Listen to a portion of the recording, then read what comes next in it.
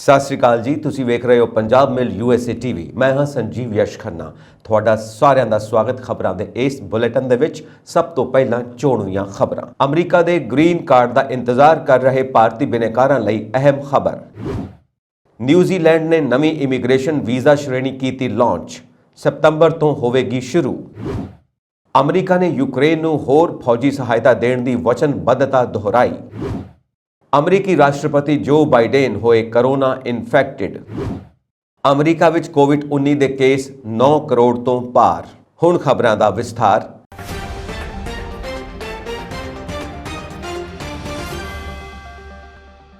US immigration agency ਦੇ ਤਾਜ਼ਾ ਆંકੜਿਆਂ ਅਨੁਸਾਰ ਭਾਰਤੀ ਬਿਨੈਕਾਰਾਂ ਲਈ ਗ੍ਰੀਨ ਕਾਰਡ ਦੀ ਉਡੀਕ ਲੰਮੀ ਹੋਣ ਦੀ ਸੰਭਾਵਨਾ ਹੈ, ਕਿਉਂਕਿ 3,69,322 ਬਿਨੈਕਾਰਾਂ ਨੇ ਵੀਜ਼ਾ ਹਾਸਲ ਕਰਨ ਲਈ ਲੰਬਿਤ ਵਰਕ ਵੀਜ਼ਾ ਪਟੀਸ਼ਨਾਂ ਨੂੰ ਮਨਜ਼ੂਰੀ ਦੇ ਦਿੱਤੀ ਹੈ। ਇਹਨਾਂ ਵਿੱਚੋਂ ਲਗਭਗ ਸਾਰੇ EB2 ਅਤੇ EB3 ਬਿਨੈਕਾਰ ਪੇਸ਼ੇਵਰ ਅਤੇ ਹੁਨਰਮੰਦ ਕਾਮਿਆਂ ਲਈ ਹਨ ਅਤੇ ਤਕਨੀਕੀ ਕੰਪਨੀਆਂ ਇਹਨਾਂ ਦੀ ਵਰਤੋਂ ਪ੍ਰਵਾਸੀ ਵਰਕਰ ਵੀਜ਼ਾ ਨੂੰ ਸਪਾਂਸਰ ਕਰਨ ਲਈ ਕਰਦੀਆਂ ਹਨ। ਇਹਨਾਂ ਵੀਜ਼ਿਆਂ ਤੇ ਗ੍ਰੀਨ ਕਾਰਡ ਜਾਂ ਪਰਮਾਨੈਂਟ ਰੈਜ਼ੀਡੈਂਸੀ ਦਾ ਵਿਕਲਪ ਉਪਲਬਧ ਹੈ। ਉਹਨਾਂ ਨੇ ਦੱਸਿਆ ਕਿ ਇਹ ਤੁਹਾਨੂੰ ਜਾਣਕਾਰੀ ਦਿੰਦਾ ਹੈ ਕਿ ਗ੍ਰੀਨ ਕਾਰਡ ਲੈਣ ਲਈ ਕਿੰਨੇ ਲੋਕ ਆਪਣੇ ਵੀਜ਼ਾ ਨੰਬਰ ਦੀ ਉਡੀਕ ਕਰ ਰਹੇ ਹਨ। ਉਹਨਾਂ ਨੇ ਇਹਨਾਂ ਪ੍ਰਮੁੱਖ ਬਿਨੈਕਾਰਾਂ ਲਈ ਜੁੜੇ ਪਰਿਵਾਰਕ ਮੈਂਬਰਾਂ ਦੀ ਗਿਣਤੀ ਪ੍ਰਦਾਨ ਨਹੀਂ ਕੀਤੀ, ਜੋ ਮਹੱਤਵਪੂਰਨ ਹੈ ਕਿਉਂਕਿ ਪਰਿਵਾਰਕ ਮੈਂਬਰਾਂ ਨੂੰ ਦਿੱਤੇ ਗਏ ਵੀਜ਼ੇ ਵੀ ਹਰੇਕ ਲਈ ਗਿਣੇ ਜਾਂਦੇ ਹਨ। ਇਹ ਅਸੀਂ ਕਈ ਦਹਾਕਿਆਂ ਦੇ ਉਡੀਕ ਸਮੇਂ ਤੋਂ ਦੇਖ ਰਹੇ ਹਾਂ।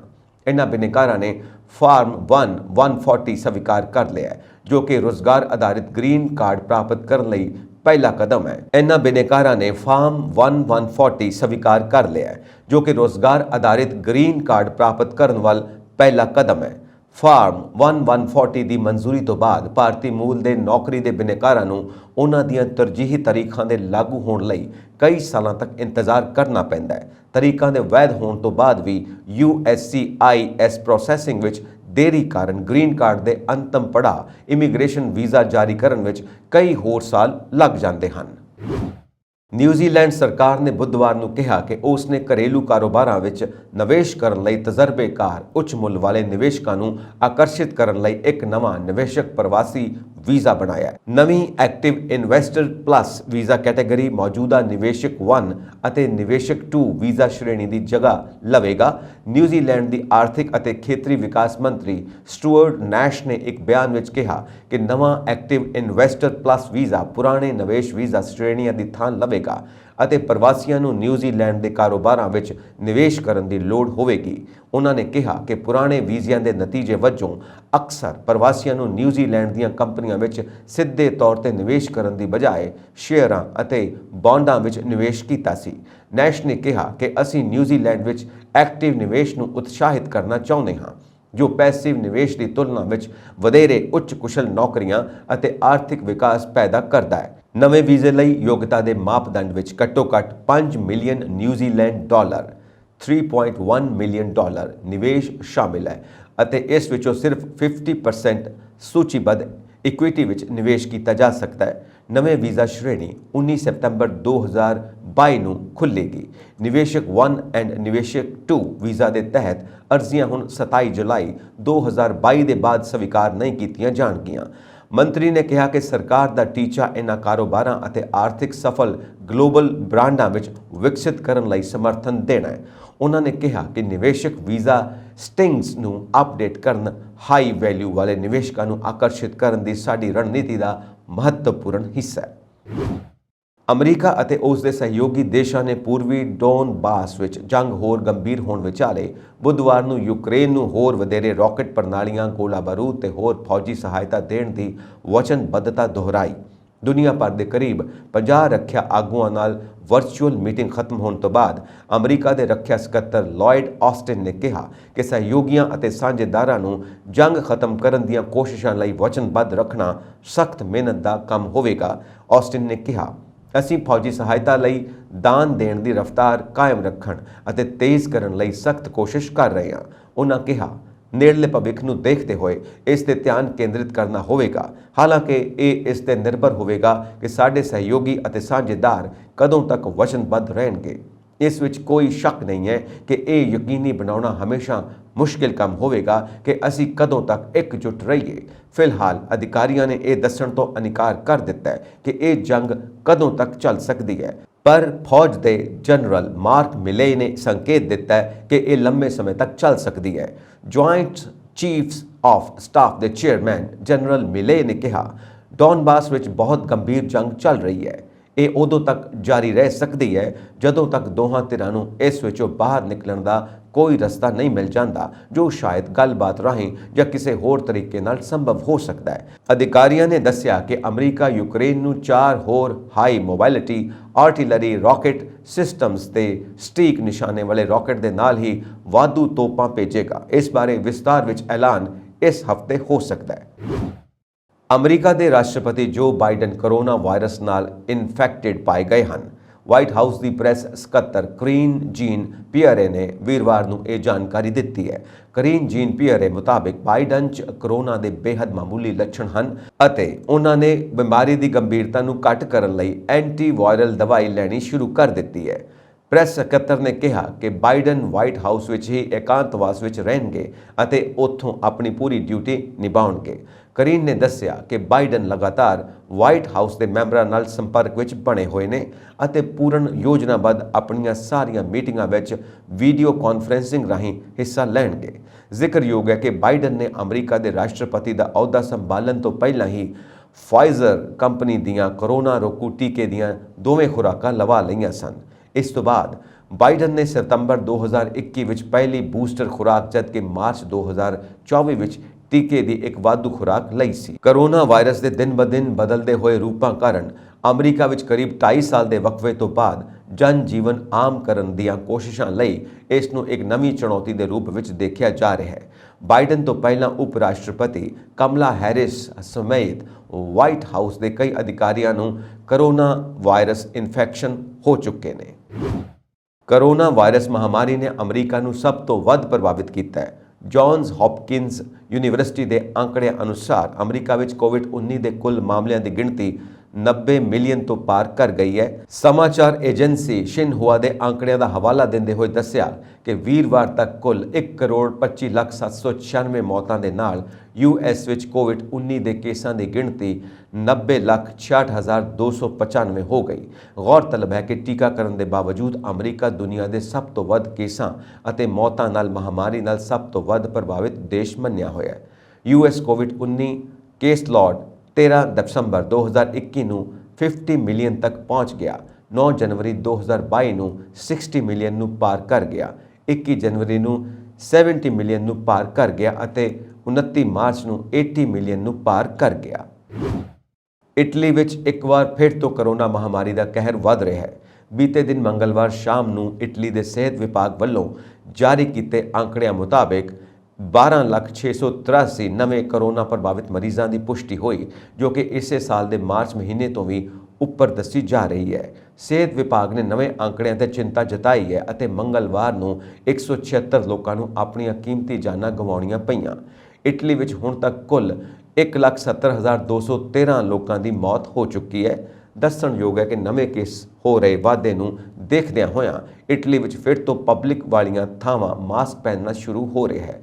ਪਹਿਲਾਂ ਬੀਤੇ ਸਮੇਂ ਦੌਰਾਨ ਮਾਸਕ ਪਹਿਨਣਾ ਲਾਜ਼ਮੀ ਨਹੀਂ ਸੀ, ਪਰ ਹੁਣ ਇੱਕ ਵਾਰ ਫਿਰ ਤੋਂ ਮਾਸਕ ਪਹਿਨਣਾ ਜ਼ਰੂਰੀ ਹੋ ਰਿਹਾ ਹੈ।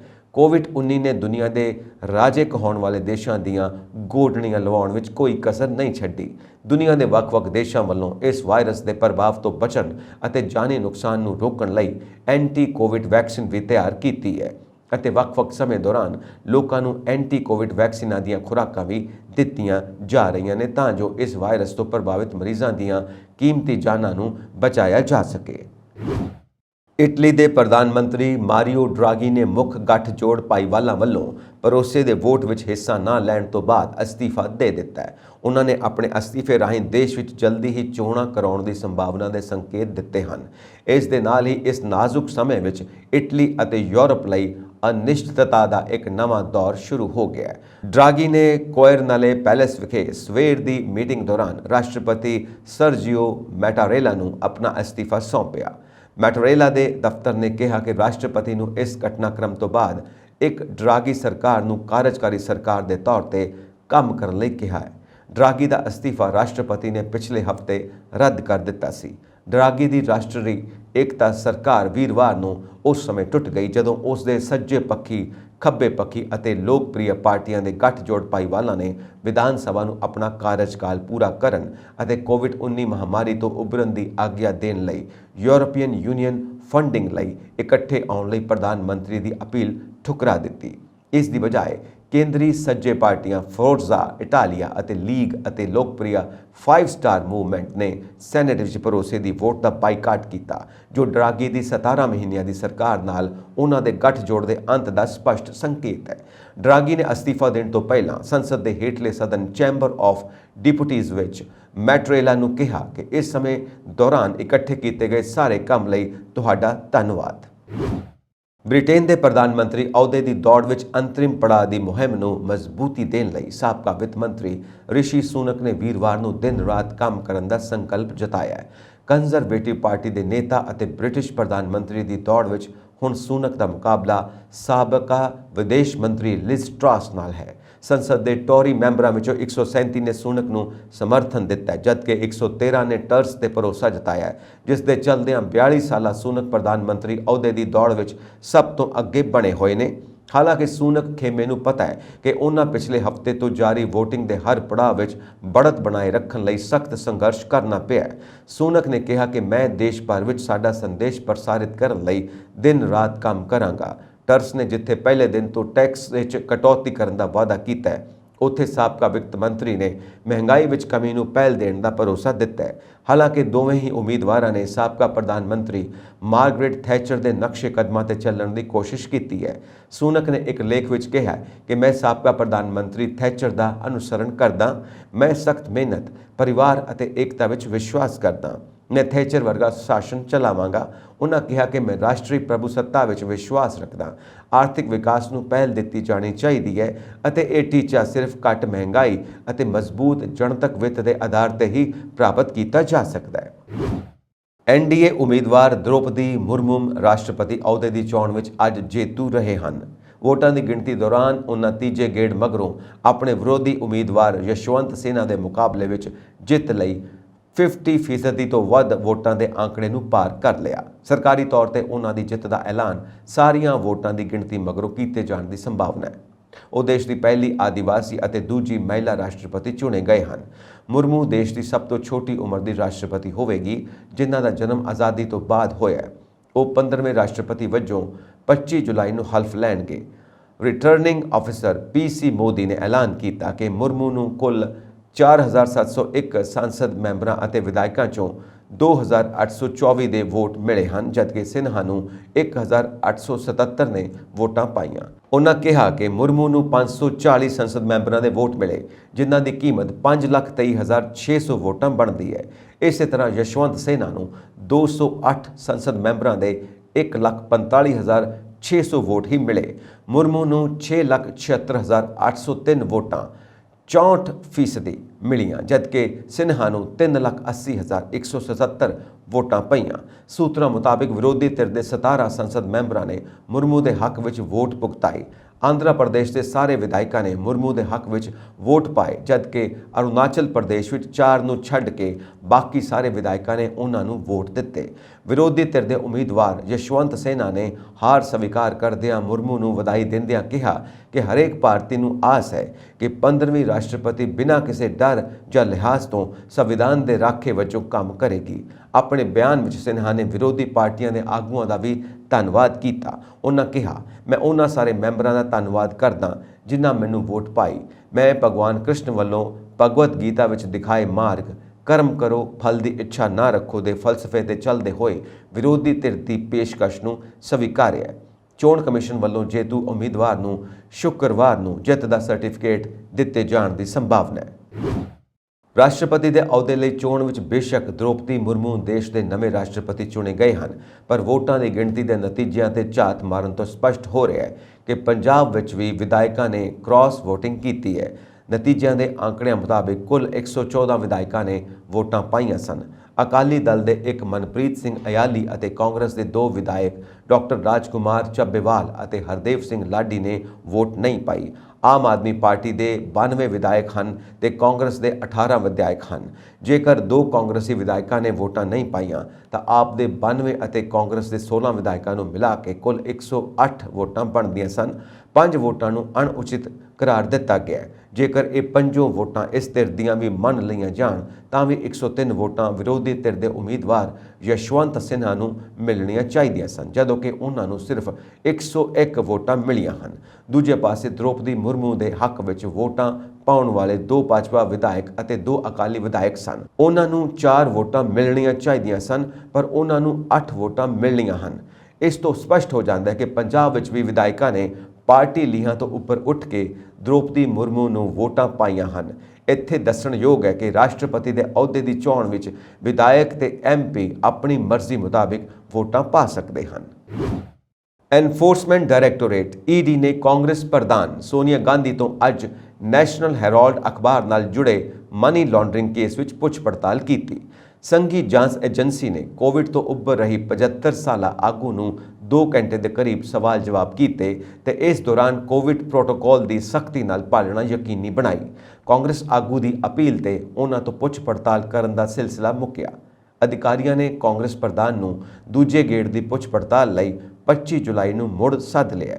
उधर कांग्रेस पार्टी ने अपने आगू की ED अगे पेशी के मद्देनज़र ताकत के मुजाहरे वजों देश भर में सड़कों पर उतर के रोस मुजाहरे किए ते पार्टी आगुओं ने गिरफ्तारियां दित्तियां।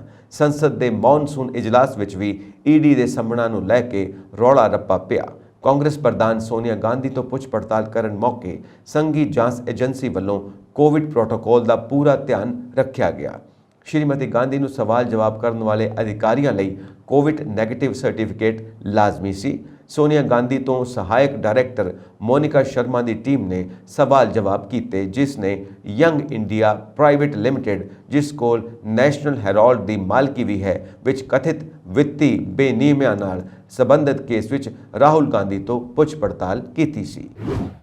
भारत ਅਤੇ ब्रिटेन ने एक दूजे ਦੀਆਂ ਉੱਚ ਵਿਦਿਅਕ ਡਿਗਰੀਆਂ ਨੂੰ ਮਾਨਤਾ ਦੇਣ ਦੇ ਇੱਕ ਸਮਝੌਤੇ ਤੇ ਹਸਤਾਖਰ ਕੀਤੇ ਨੇ। ਇਸ ਨਾਲ ਦੋਵਾਂ ਦੇਸ਼ਾਂ ਦੇ ਹਜ਼ਾਰਾਂ ਨੌਜਵਾਨਾਂ ਨੂੰ ਫਾਇਦਾ ਮਿਲਣ ਦੀ ਉਮੀਦ ਹੈ। ਇਹ ਕਦਮ ਦੋ ਪੱਕੀ ਸੰਬੰਧਾਂ ਨੂੰ ਮਜ਼ਬੂਤ ਕਰਨ ਦੀ ਉਹਨਾਂ ਦੀ 10 ਸਾਲਾਂ ਦੀ ਰੂਪਰੇਖਾ ਦਾ ਇੱਕ ਹਿੱਸਾ ਹੈ। ਬ੍ਰਿਟੇਨ ਸਰਕਾਰ ਨੇ ਵੀਰਵਾਰ ਨੂੰ ਇਸ ਦਾ ਐਲਾਨ ਕੀਤਾ। उसने एक बयान विच कहा, यह समझौता प्रधानमंत्री बोरिस जॉनसन और प्रधानमंत्री नरेंद्र मोदी वालों बीते साल की गई ब्रिटेन भारत व्यापक व्यापार साझेदारी का हिस्सा है। इस समझौते मैमोरेंडम का मतलब है कि यह पद्धर और उन्होंने समान बैचलर और मास्टर डिग्रियां नूं हुण भारत विच भी मान्यता दी जाएगी। बयान विच कहा गया कि दोवां पक्षां ने ब्रिटेन की राष्ट्रीय सेहत सेवा विच काम करन अते सिखलाई लैण दीआं इच्छुक नर्सां अते नर्सिंग सहायिकां नूं मौका प्रदान करन लई एक टास्क फोर्स गठित करन दी ETP दीआं वचनबद्धतावां नूं लागू करन लई समझौता मैमोरेंडम ते भी हस्ताक्षर कीते। अमरीका के साबका राष्ट्रपति Donald Trump, Melania Trump, Barron Trump, Jared Kushner, Ivanka Trump, Donald Trump junior और एरिक ट्रंप सेंट विंसेंट ने बीते दिन इवाना ट्रंप के अंतिम संस्कार तो बाद न्यूयॉर्क विच फेरर रोमन कैथलिक नां दी चर्च विच उन्हां नूं श्रद्धांजलि भेंट की। इवाना ट्रंप 1980 के दहाके की स्टाइल आइकन अते एक सफल कारोबारी औरत सी, जिसने डोनाल्ड ट्रंप नूं साम्राज बनाउण विच बहुत मदद की सी ते उस नूं दुनिया विच उच्चे अहुदे ते लिआंदा। डोनाल्ड ट्रंप ने इवाना ट्रंप नूं याद करदिआं कहा कि व्हाइट हाउस मैं उस नाल एक सुंदर जीवन बतीत करदा सी।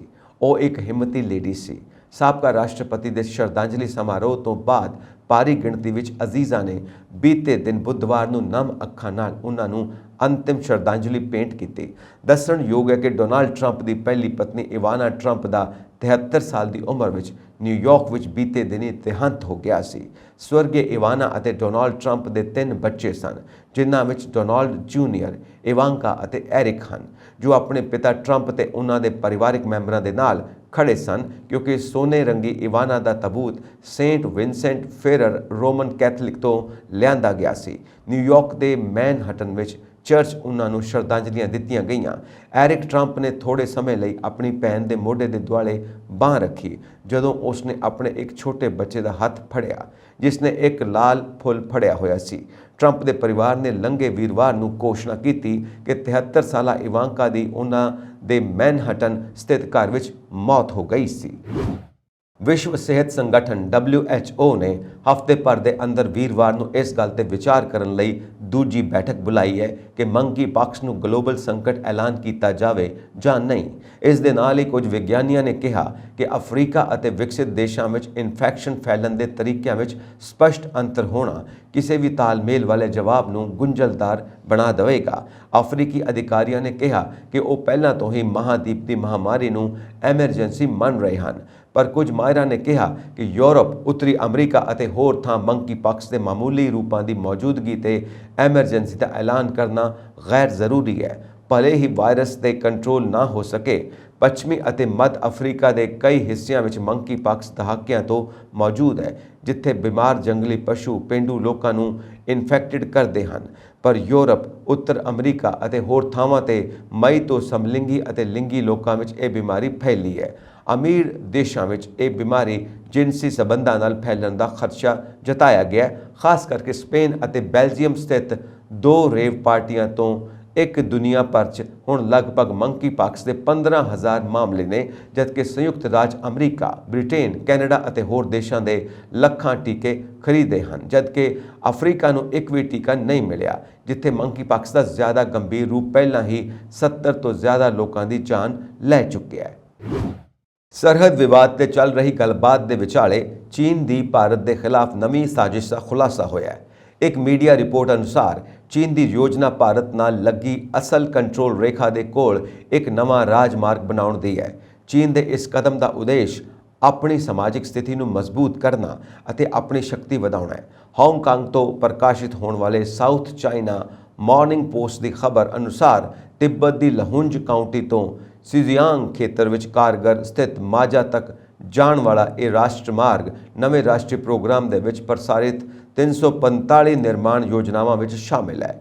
ਇਸ ਪ੍ਰੋਗਰਾਮ ਦਾ ਟੀਚਾ 2035 ਤੱਕ ਕੁੱਲ 4,61,000 ਕਿਲੋਮੀਟਰ ਲੰਬਾ ਰਾਜਮਾਰਗ ਅਤੇ ਮੋਟਰਵੇ ਨਿਰਮਿਤ ਕਰਨਾ ਹੈ। ਦਰਅਸਲ ਚੀਨ ਬੁਨਿਆਦੀ ਢਾਂਚੇ ਵਿੱਚ ਨਿਵੇਸ਼ ਦੇ ਰਾਹੀਂ ਆਪਣੀ ਅਰਥ ਵਿਵਸਥਾ ਵਿੱਚ ਨਵੀਂ ਜਾਨ ਫੂਕਣਾ ਚਾਹੁੰਦਾ ਹੈ। ਖਬਰਾਂ ਅਨੁਸਾਰ ਲਹੁੰਜ ਕਾਉਂਟੀ ਅਰੁਣਾਚਲ ਪ੍ਰਦੇਸ਼ ਦਾ ਹਿੱਸਾ ਹੈ। ਉਧਰ ਚੀਨ ਇਸ ਦੇ ਦੱਖਣੀ ਤਿੱਬਤ ਦਾ ਹਿੱਸਾ ਹੋਣ ਦਾ ਦਾਅਵਾ ਕਰਦਾ ਹੈ।